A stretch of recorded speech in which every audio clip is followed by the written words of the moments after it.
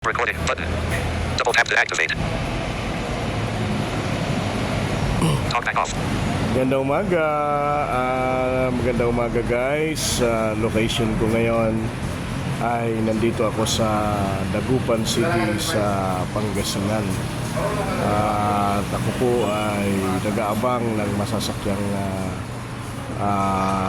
bus patungong Pasay. Ako po ay galing sa bayan ng Mangaldan, no? Medyo nag-relax lang ng kaunti dahil sa sobrang pagod, dahil sa sobrang stress, at ngayon ay pabalik na po sa work, no? Nag-aabang lang po ako ng masasakyan.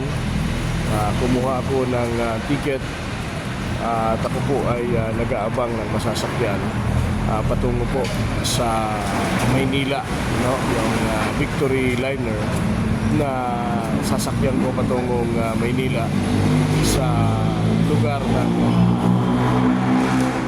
Buendia, Pasay.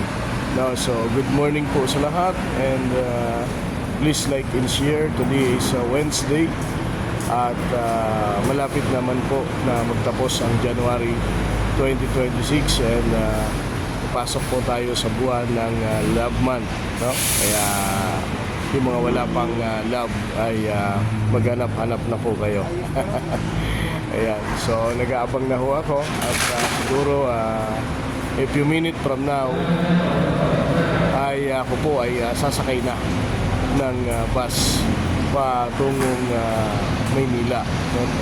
Babalik na naman tayo sa trabaho at nag-rest ako ng bumiyahe ako ng Monday, and maghapon po yon mula alas 11 ng umaga hanggang alas 12 ng tanghali hanggang gabi, and kahapon ako ay maghapon naman sa bayan ng Mangaldan, Pangasinan, at ngayon ako po ay pabalik na po ng Maynila.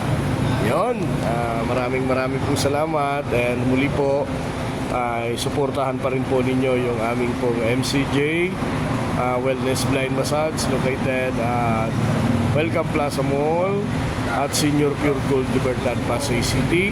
Follow nyo po ang aming FB page na MCJ, at siyempre po ang aming pong Google Map na nasa Google Map na rin ang MCJ located, MCJ Wellness Blind Massage located at Welcome Plaza Mall, Senior Pure Gold Libertad, Pasay City. Marami pong salamat guys. Ayan, sabi ko nga po, ilang minuto na lang ay ako ay pasakay na po ng bus yan po na from Dagupan City hanggang Manila, Buendia. Marami po salamat. Please like and share sa TikTok at Joel Brazal TikTok. Siyempre po sa ating JBJB 5.4 followers, at sa ating pong YouTube channel Joel Brazal YouTube channel na meron na pong kaunti pa lang na subscriber. Ayan. So, bye-bye po, and ingat po tayo palagi. God bless po sa atin pong lahat.